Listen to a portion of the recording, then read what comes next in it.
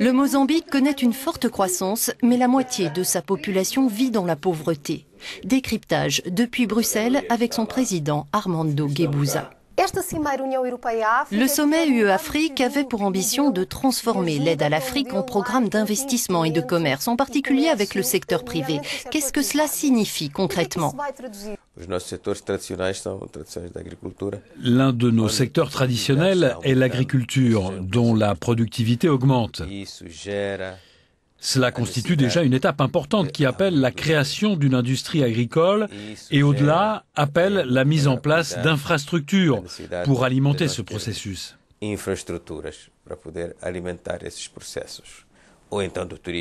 Le tourisme est aussi important en Afrique parce que l'Afrique, comme vous le savez, est un centre touristique majeur, non seulement pour ses plages, mais surtout pour sa nature et ses animaux sauvages.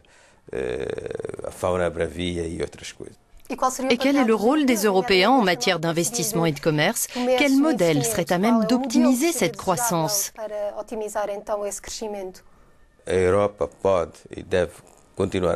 Ce que l'Europe peut et doit faire est continuer à nous soutenir, tout particulièrement en matière d'infrastructure, de formation et de lutte contre les maladies dangereuses.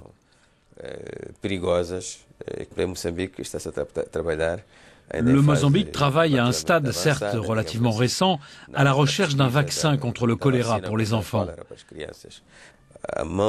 L'aide de l'Europe a été très importante pour créer de nouvelles institutions. Le Mozambique a aujourd'hui plus de 40 établissements d'enseignement supérieur répartis à travers toutes les provinces.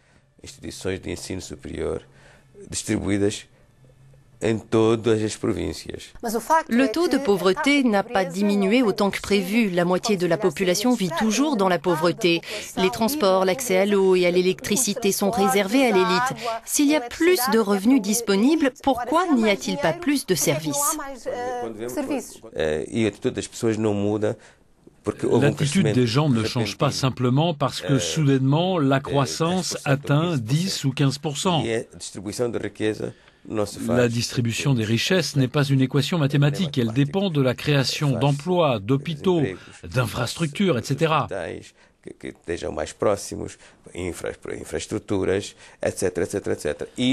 Chacun de ces éléments prend du temps à construire. En dépit de la croissance que connaît l'Afrique, pour construire 100 à 200 kilomètres de routes, par exemple, il faut des investissements majeurs qui ne sont pas disponibles.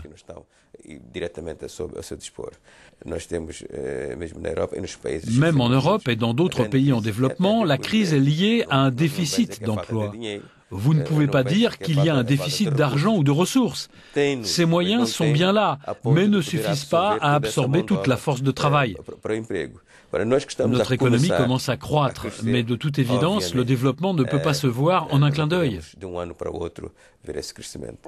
On assiste aussi toujours à de grandes vagues migratoires en provenance d'Afrique, en dépit de l'idée que l'Europe est une forteresse. Des gens continuent de mourir sur la route vers l'Europe et il y a de nombreux réseaux de trafic humain. Comment, selon vous, résoudre ce problème ? Le problème est socio-économique. Ce qu'on doit faire, c'est créer plus d'emplois, investir dans l'amélioration des conditions de vie, renforcer davantage les formations techniques et universitaires pour encourager les vocations, améliorer les infrastructures.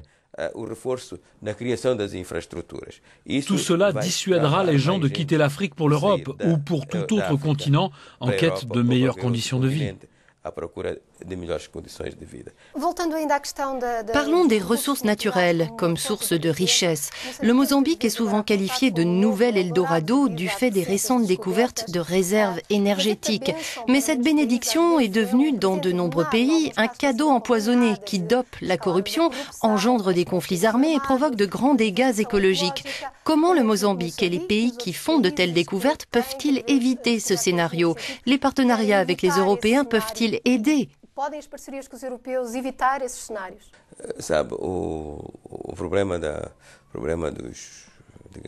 Le problème que révèlent ces découvertes d'importantes ressources naturelles est essentiellement celui de nos lacunes persistantes en matière de connaissances, de sciences et de technologie. Ces réserves devraient avoir été découvertes il y a bien longtemps. Nous avons toujours du mal à accéder aux liquidités. Sinon, nous les aurions mobilisées à bon escient il y a longtemps.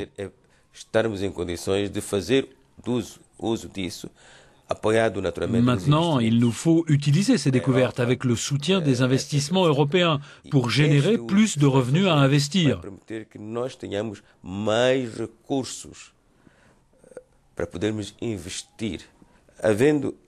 Tous les fonds qui seront levés par le biais des taxes et des opportunités d'affaires devront être mobilisés pour renforcer notre budget.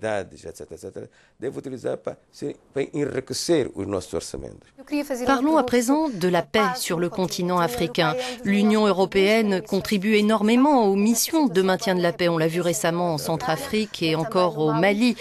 Au cours de la dernière décennie, l'Union a transféré 1,2 milliard d'euros à ce qu'elle appelle sa facilité pour la paix en Afrique. Mais le continent semble incapable de prévenir et de résoudre ces conflits armés.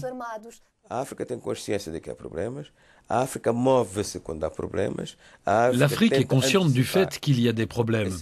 L'Afrique intervient quand il y a des problèmes et essaie d'anticiper et de prévenir les problèmes qui émergent.